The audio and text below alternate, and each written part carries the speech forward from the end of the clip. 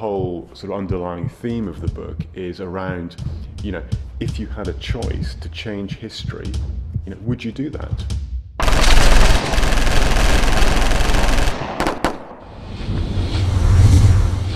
Hi, I'm Johnny O'Brien. I'm the author of Day of the Assassins. Well, yes, I got the idea really when my dad was looking through some old stuff in the house, and he came across these medals, and he explained that they were actually his dad's, my grandfather's. It kind of got me thinking about the whole First World War thing and what it would be like, to go back and actually be there.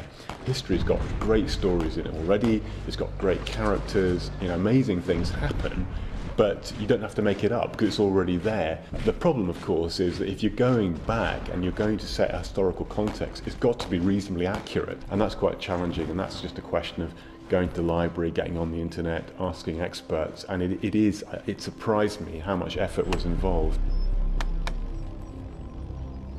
Jack starts off being, I suppose, the weaker character, certainly physically, compared to his mate, Angus. But on the other side, he's probably a bit smarter than Angus, so it kind of keeps him on the straight and narrow in terms of when they come across problems.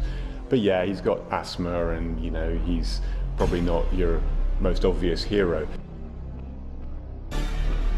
Without giving too much away, I mean, they're playing the game, and the game is as if it was reality. And when you play these computer games, they're so fantastic these days that you become totally absorbed in them. And actually then later on in the book, they go through what has happened to them in the game, and that is real reality, of course, and the experience is slightly different. And I thought that contrast was kind of an interesting one to try and make. Everything is connected to the First World War, and a lot of the misery in the 20th century, including the First World War, is connected to that event. The trigger point was the assassination of the Archduke in Sarajevo in 1914.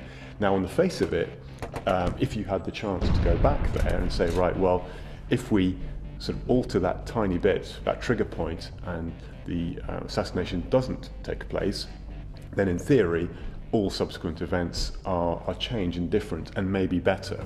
The question is really whether that's a good thing to do.